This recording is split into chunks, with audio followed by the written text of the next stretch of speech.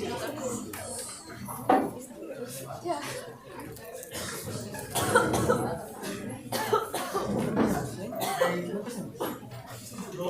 día,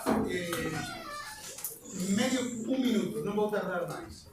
Simplemente comentarvos que este é o segundo acto dentro do programa do ciclo de actividades centradas na figura de Castelao polo seu 75 cabo de ano. Temos a sorte de que nos acompaña unha persoa que xa estivo hai 3-4 días aquí na inauguración dos actos. Trátase do profesor Xesús Alonso Montero, catedrático médico de Literatura Galega da Universidade de Santiago e expresidente da Real Academia Galega, entre outras moitas distincións das que aquí non vos vou comentar, porque senón prolongaríamos isto demais.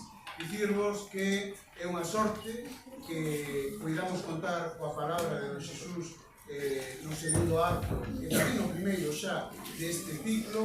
Don Xesús é unha persoa que leva moitos anos vindo a este centro e, como tedes ocasión de ver e de compartir, ofreceunos un guión para que vos continuedes tamén a conferencia que vai editar, ademais dun par de fotocopias sobre ilustracións das cousas de Castelao. Sin máis, non sin antes agradecerle a presencia de don Xesús hoxe de novo aquí, cedolle a palabra ao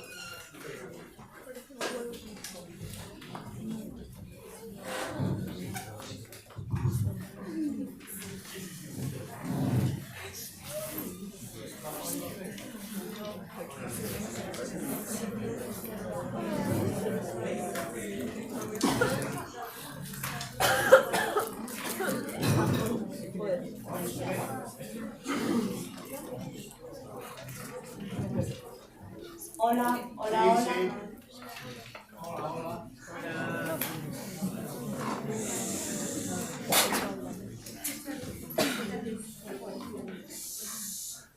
Buenos días, compañeros mayores, niñas, donas e señores, alumnas e alumnos deste centro. Podía empezar sin facer referencia a miña gratitude á dirección do Instituto e aos organizadores das actividades de Castelao por convidarme a este acto que me honra e que vou tratar de facer non á altura, evidentemente, de Castelao, nin dos que me invitaron a esta actividade, nin siquiera á altura de ustedes, pero bueno, tratarei de estar a esta altura, ainda que son consciente de que non chegarei. Titúlase a miña disertación, como tendes ocasión de ver nese folio, para de algún xeito seguir a miña disertación, o talante e o talento demótico de Castelao. Debo explicar un poquinho unha palabra que seguramente dese título resulta pouco familiar para vos. Que quer decir talante demótico ou talento demótico? Demótico ven como democracia dun vocábulo grego, en grego clásico era demos, que significaba povo. Por exemplo, a palabra democracia, que etimolóxicamente significa goberno do povo, ven dese demos do grego clásico. Non ten nada que ver coa palabra demonio.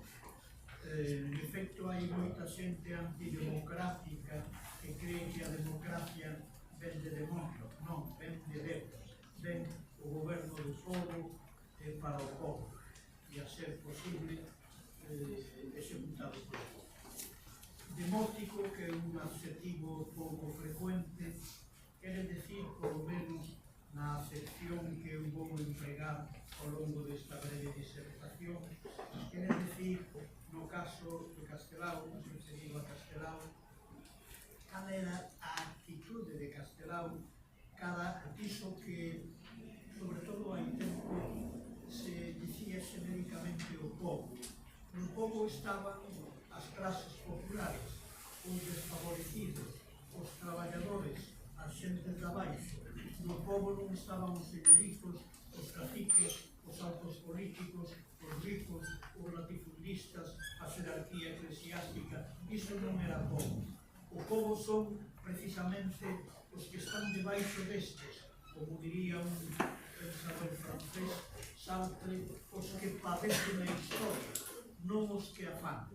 Por lo tanto, hoxe aquí vamos falar do castelao que se achega co lápiz do debuxante ou coa pluma de escritor ao povo. Vamos falar do castelao demótico, un castelao que ten unha especial comprensión do feito popular, que ten unha especial empatía ao feito popular, e esa empatía manifesta desde o ano 12 debuxos en escritos e logo nun álbum, o álbum Nos, do que terei ocasión de falar uns minutos. Por lo tanto, dito isto, eu creo que Castelao tiña talante, actitude demótica, e ao mesmo tempo podía ter actitude demótica e non ter talento para expresalo, pero dase a circunstancia que Castelao, tanto o artista plástico, sobre todo o dibuixante, como o escritor, ese talante demótico que tiña, expresaba con moito talento. Por iso eu falo, facendo unha especie de show de palabras, que se chama nos libros Paronomasia, falo de talento e de talante demótico. Hai unha especie de introducción na que eu deixo para que os outros conferenciantes que daqui a decembro van pasar por esta tribuna vos ilustren con máis erudición que a min, porque por aquí pasarán profesores de literatura, profesores de arte, que terán ocasión de afondar en cousas que quizás eu esboce mínimamente na miña alocución de hoxe. Pero eu deixo aí esas 5 pequenas pinceladas para que noutras conferencias de persoas que saben moito dos temas que van tratar vos comprendedes o que eu me limito a esbozar mínimamente nesta ocasión. Castelao falou nunha ocasión que dou unha anécdota que non vades esquecer nunca, probablemente xa sabedes, os outros profesores, ou por outras lecturas.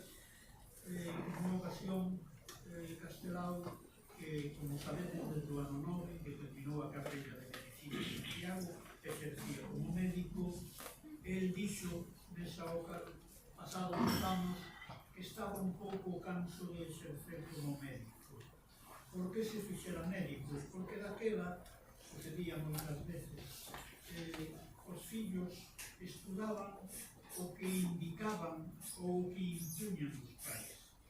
Eu, por exemplo, que non son contemporáneo de Castelao, pero que son máis próximo a Castelao que calquera de vos, recordo o asombro de meus pais cando eu terminei o bacharelato no ano 48 no Instituto Santa Teresa de Vigo, me preguntaron se iba a estudiar para médico ou para abogado, porque ali na aldea eran as saídas que había como carreiras nas facultades de Santiago e de outras universidades.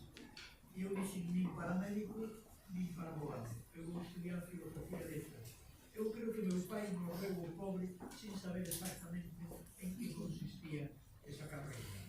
Pero Castelao foi máis obediente e don Mariano, seu pai, que era un emigrante retornado da Argentina, que veu en un ricote, como se di en galego, dixo que o meu fillo estude en Santiago, non para abogado, estude para médico.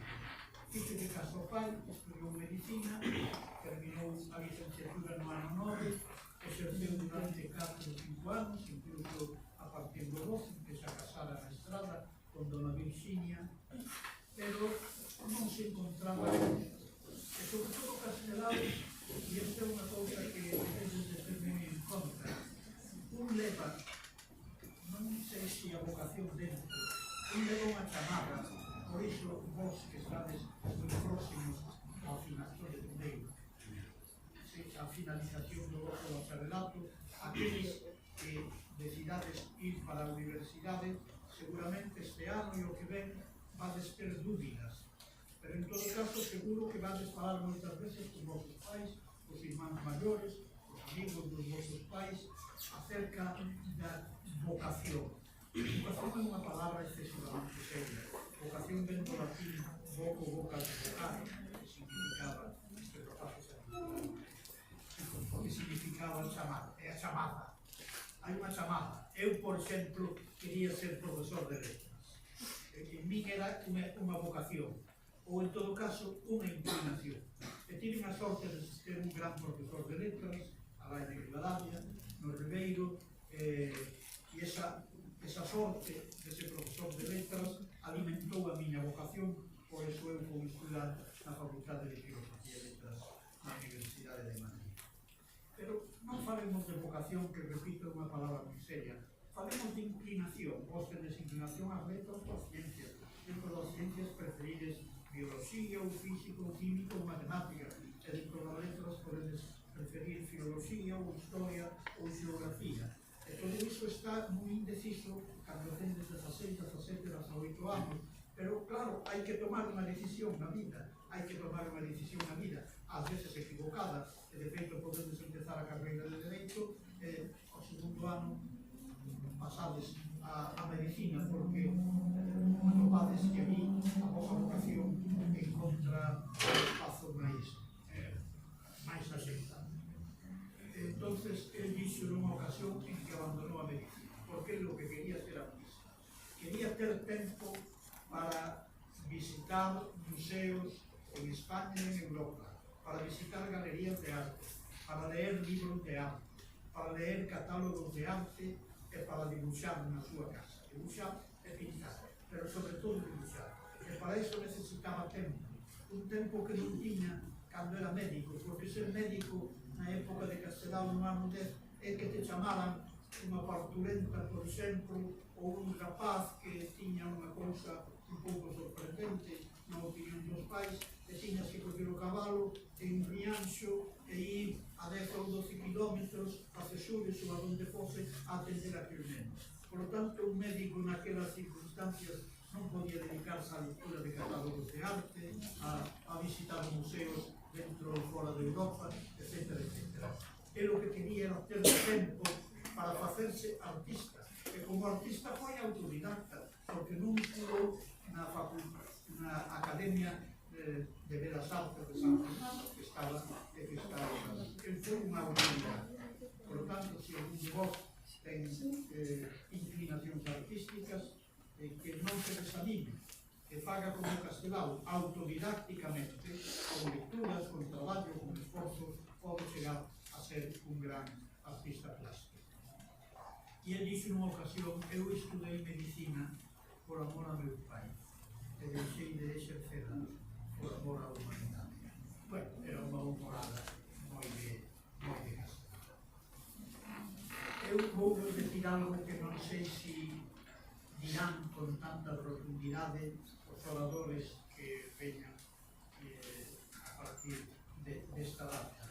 Pero eu creo Ramón Nicolás, que é un gran especialista en literatura e un gran profesor, pese a que foi alumno meu, porque se tuviera outros profesores que serían mellor ainda. Bueno, pois Ramón Nicolás e con outros profesores novos, eu teño falado moitas veces. Eu creo que hai na literatura universal moi poucos libros de contos como libros de trincos, que son 5 contos máis conhecidos: Isabela, o retrato e Peito de Luz. Eu sei que hoxe, pero xa acontecía cando eu estudaba os 2 últimos anos do bacharelato no San Vicente, do 46 ao 48, que hai moitos alumnos, algúns moi inteligentes, moi sensibles, moi importantes, que non teñen inclinación á lectura, á literatura, nin a literatura en galego, nin a literatura noutros idiomas que les saian. Por lo tanto, unha das misións dos profesores é dirixirse aos alumnos non para que os alumnos sexan escritores, non, escritores se aparece unha nunha promoción se hai bastante, pero o ideal sería que os 30 alumnos da aula foran lectores. O profesor ten que facer lectores, ten que estimular aos seus alumnos para que sexan lectores. E se desde o principio de curso aconsella a lectura de un libro que, sendo importante, non é o axeitado á idade ou ao momento biográfico dos seus alumnos, ese profesor está fracasando. Pero o libro Retrincos vanse conseguir dúas cousas. Unha, que o alumno se interese polas páxinas literarias. Polas páxinas literarias en calquera idioma. Isto é literatura. Eu recordo, tendo 14 anos, cando eu vim a miña aldea lá no Ribeiro, a Luto Candil, porque non había luz eléctrica, o Quixote por primeira vez, que me acababa de regalar un irmán meu que estudara unha parte do bacharelato, eu pregunteille, Julio, que así se chamaba, hai no mundo máis libros como este? Eu quedaba fascinado. Eu nunca lera unha cousa nin remotamente parecida. E pregunteille, se hai algún libro parecido a este, mándamo cando poidas, porque el estaba de oficinista en Vigo. E dixo, hai, o de Lope de Vega, por que non ira aos profesores no instituto Cervantes Lope de Vega, as cousas que decimos os profesores, e por tanto pensaba que Lope de Vega era autor de algún libro tan atractivo, tan conmovedor, tan estimulante como foi para millóns de seres humanos, entre eu, aos 14 anos, como o Quixote. Cando le un mínimo de atención Retrincos, o libro Cousas de Castelao, ou un é totalmente insensible, polo tanto, máis ou menos inhumano, ou un ten que gustar da literatura, non porque sexa de Castelao, o Castelao de sempre en Galicia, que hai outros Castelaos, senón porque Castelao estamos contando cousas literariamente. E aí estamos descubrindo a páxina literaria. Vamos preguntar, hai neste idioma ou noutros idiomas, deste autor ou doutro autor, libros como estes? Que é a pregunta que eu lle fixen ao inocente de meu irmão que me dixo Lope de Vega, guiado polos alumnos que sempre utilizan ese tranquillo Cervantes Lope de Vega, como cando se fala a fin do 19 da xeración do 98, pois Unamuno Antonio Machado. Son moi distintos, pero bueno, van xuntos nese binomio. Así pois, se este ano ou ano que ven non tendes ocasión a clase de ler a fondo estes dous libros, que son moi breves, lédeos porque quedaredes comprometidos non con Castelao, non co Estatuto de Autonomía, non co galeguismo de Castelao, non. Quedaredes comprometidos coa causa da lectura, coa causa da literatura. E desde esa, vos xa non vades poder vivir sin os libros. Chegaredes á casa, estaredes desexando ter media hora de silencio ou de apougo para poder ler un libro de Castelao ou de quen sexa, con tal de que alguén vos diga que teñen a entidade literaria destes libros.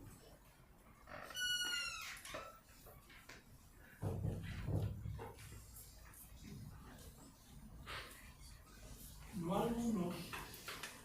Alumnos publicouse, esta é unha edición facsimilada, pero foi así, apareceron estas tabletas. Nos, por que se chama Nos? Vos tedes oído falar da Sergio Nos, ou na revista do Gandín,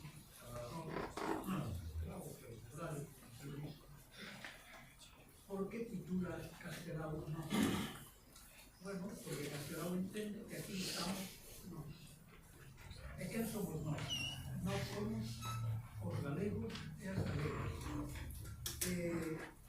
Están aquí todos os galegos e todas as galegas? Bueno, están, de alguna maneira, dous sectores da sociedade galega.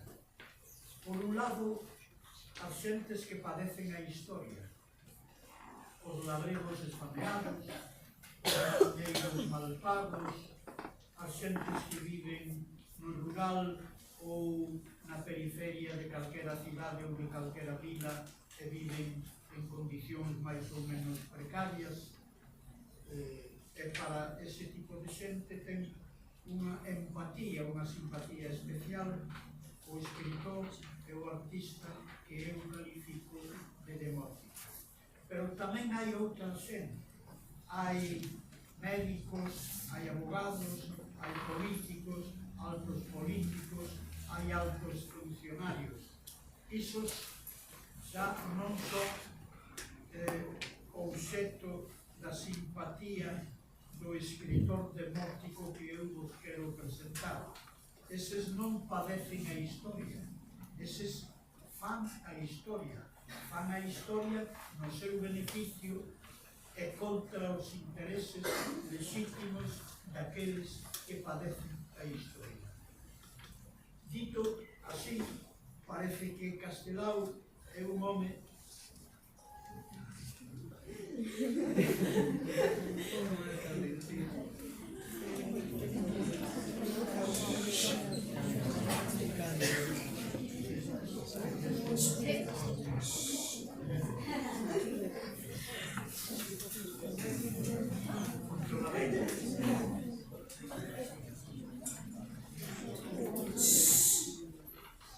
vos tendes como apéndice dese fascículo dous dibuxos do álbum. Reparade sobre todo nun que me parece magistral, nun é absolutamente genial, porque genial é un adjetivo que poucas veces se merece na historia da humanidade. Pero é un dibuxo genial, como é genial o pé en galego que o explica. Están dúas nenas, e agora faceime caso a min, porque neste asunto, está mal que vos diga, son unha autoridade na materia. Son unha autoridade na materia porque eu, desde os 9 anos, fui neno da aldea, non fui neno urbanita. En a aldea na que eu vivía, Ventosela, a 5 km de Cuidadavia, na provincia de Ourense, non había médico, ni sacerdote, ni veterinario, ni farmacéutico, ni mestre. Quen era a autoridade na aldea?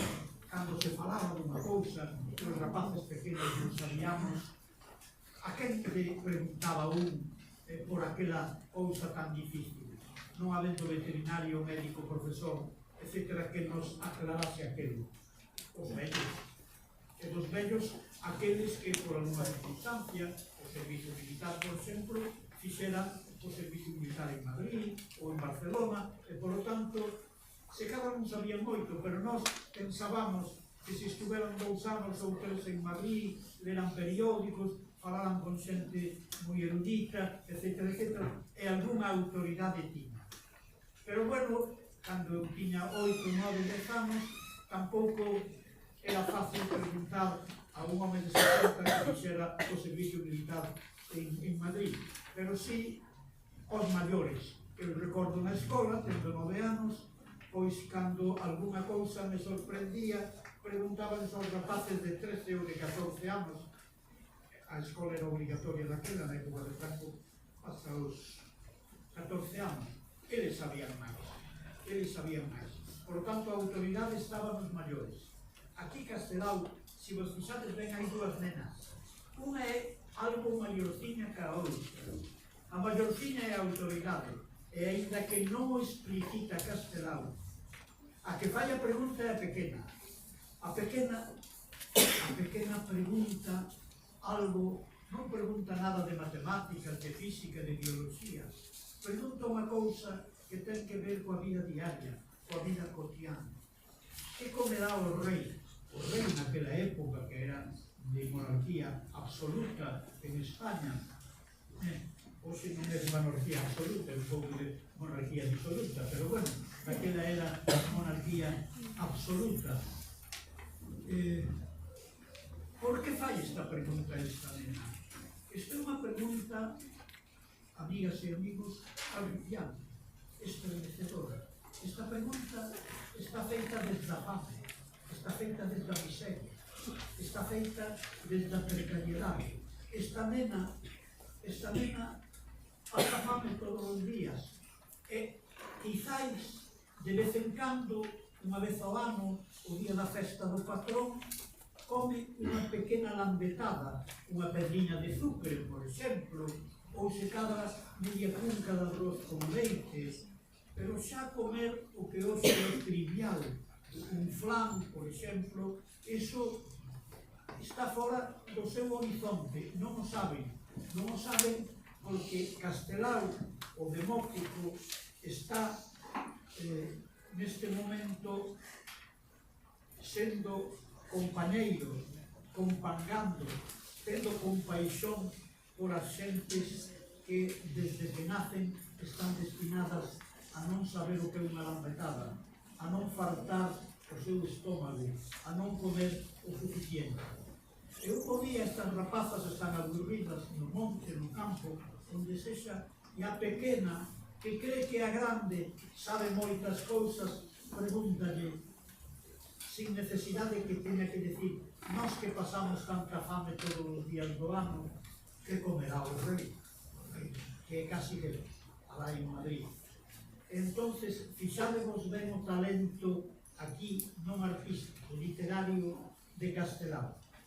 A grandiña contesta, comerá, vos sabedes moi ben por as clases de gramática, esa é unha oración simple, el comerá é o verbo, estamos esperando o complemento directo, por exemplo, estamos esperando que diga comerá caviar, ou comerá flan, ou comerá marisco, pero iso está fora do horizonte vital e económico destas nenas. Entonces a rapaza grande que non quere quedar mal diante da pequena, non quere perder a súa autoridade, di comerá, e Castelao con puntos suspensivos, e o complemento directo non aparece. Volve a dicir o verbo comerá, e puntos suspensivos, e despois dun grande esforzo, eu estou vendo o esforzo dela, está inquirando, respirando fatigosamente, que isto significa inquirar en galego, e por fin, nun esforzo enorme, sai o complemento directo. Comerá zucre, desde a miseria, desde a precariedade, desde a fame dela e da súa clase social, da súa familia, dos seus pais, dos seus devanceiros, e seguramente desde a fame dos fillos que elas van ter dentro de 10, 15, 20 anos, ela non dá máis no seu machín e cree que o rei, que é casi Deus na terra, o que comerá é unha pedriña de azúcar. Non hai texto máis revolucionario en toda a literatura galega e eu creo que en toda a literatura española. Este é un texto, digo revolucionario, a revolución daquela iba ligada ao socialismo, comunismo, marxismo. Non, el non era marxista, el era simplemente demótico. El entendía que esta nena non é a filla do médico, non é a filla do veterinario, non é a filla do alcalde, non é a filla do cacique, que é a filla dunha muller que pasou fame desde pequena e elas están condenadas tamén desde pequenas a pasar en fame. Así pois, si hai unha lámina no álbum Nos que manifeste claramente o espírito demótico de Castelao, esa lámina é esta. Logo hai outra, en que hai un señor que se ve que está moi ben vestido, que ten diñeiro, que ten poder, e pregúntale, a túa filla será unha moza, e non fai falta que vos teñades moita erudición, por exemplo, na literatura que hai sobre a violencia machista, pero isto é un caso de violencia machista. É un caso de violencia machista. Como é un caso de violencia machista, un relato que xa non ten nada que ver co alumnos, que eu vin aquí o outro día, non sei se estaban estes alumnos. No libro Cousas, que do ano 26, o primeiro, segundo do 29, hai un relato breve que debería de aprender de memoria, rezar a Deus, porque supoño que xa non rezar o crego, Madre María, rezar isto. Este texto é o seguinte: chamanlle a Marquesiña e os seus peíños ende xamais se calzaron. Vai a fonte de Perica Patacas, e chamanlle a Marquesiña. Non foi á escola por non ter chambra que por. Chambra era unha especie de chaqueta rústica. Por non ter chambra que por, e chamanlle a Marquesiña. Non probou máis lambetadas que unha pedra de sucre, e chamanlle a Marquesiña. E diredes vos, pero que pasa aquí? Pois quedan dúas liñas. A súa nai é tan probe que traballa de xornaleira na casa do Marqués, e aínda se chaman a Marquesiña. Non fai falta, para facer un gran relato literario, explicitalo todo, porque calquera dos vosos profesores poderíamos mandar este exercicio. Escribide a historia completa, a historia que o Marqués, que tiña moito diñeiro, que tiña moito poder na comarca, na parroquia, na Galicia do ano 10, aproximadamente, pois tiña todos os poderes naquele momento, e había unha xornaleira, unha muller que traballaba o xornal nas veigas, nos viñedos deste Marqués, que sen dúbida era unha xornaleira guapa, atractiva, polo menos mentre foi nova, e o señorito divertíndose un día, enganándoa, etc., e en todo caso abusando do seu poder, porque si non se aviña á pretensión del, deixaba de gañar ese xornal. Fixo que un fillo, unha filla, e esta filliña que non tiña chambra que por, que nunca calzaba os seus pés un zapato ou un zocos, esta é a filla a que chaman a Marquesiña. Aquí hai dúas violencias. Hai violencia de xénero contra a muller, pero hai unha violencia máis asoballante e, en todo caso, máis indigna por parte do asoballador, porque exerce a violencia non sobre unha muller do seu igual, non sobre unha sobrinha do Marqués ou sobre unha amiga do Marqués que é estudante nun instituto de Santiago ou nunha universidade de España, non? Exerce o seu poder para violar a xornaleira sobre unha muller, violencia de xénero, e sobre unha muller pobre, violencia clasista. Ningún dibuixante marxista daquela faría un dibuixo tan grande. Podedes escribir a historia moito mellor que eu acabo de escribir, pero eu, escribindo esta historia, o que me propuxen é explicitar aquilo que no brevísimo relato de Castelao está soamente implícito.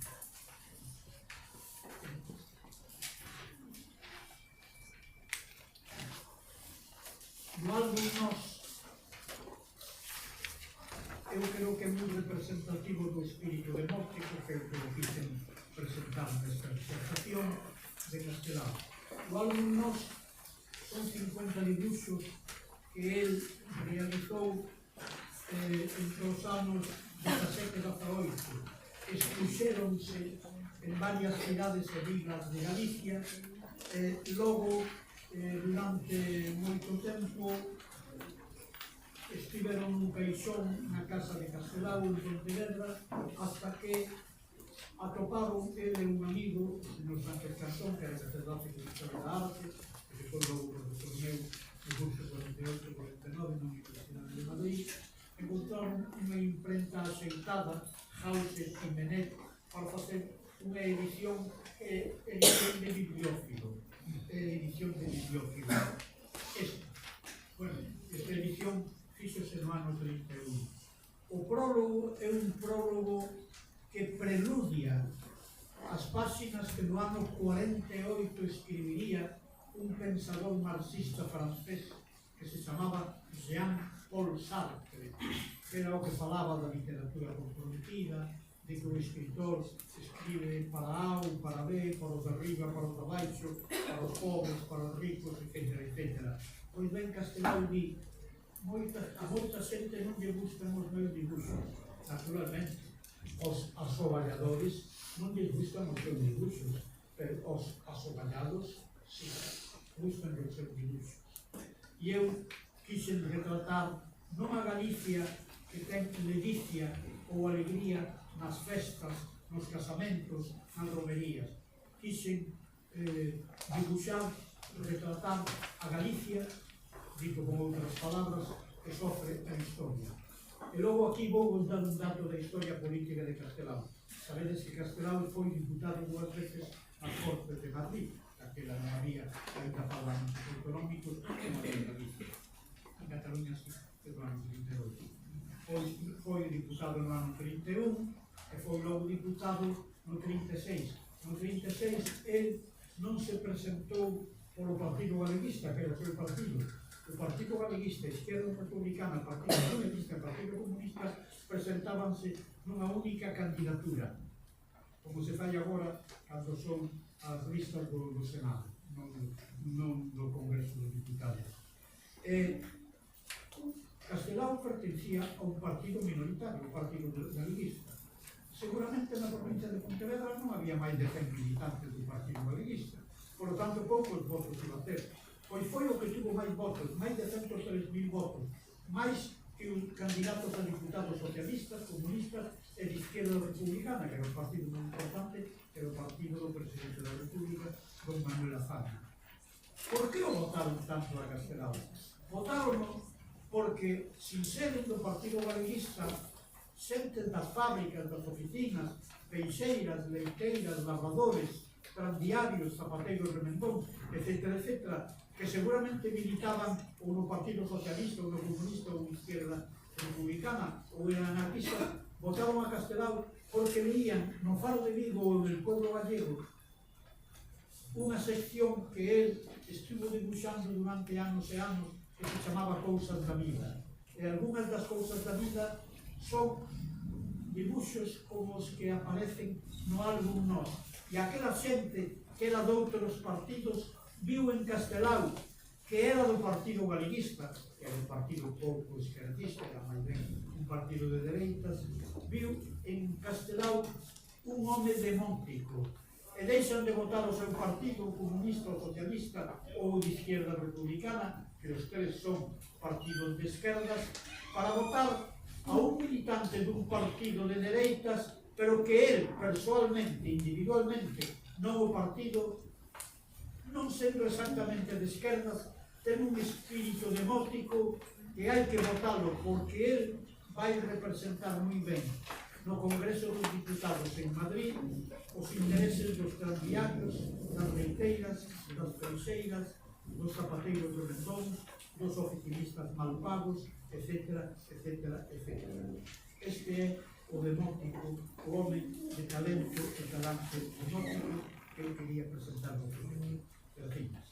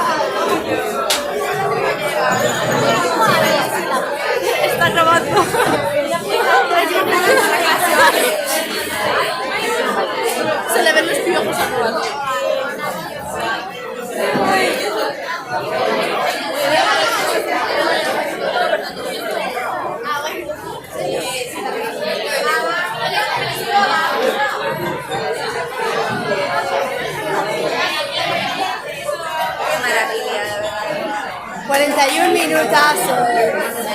Y salen todos de frente. Sí.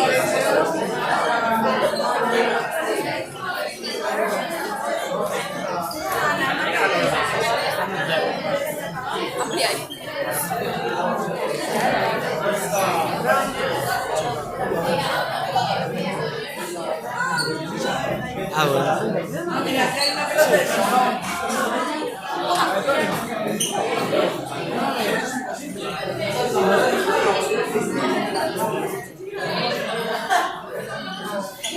Pero moviches de decir. Pues ahí no hay nada. Me la llevo.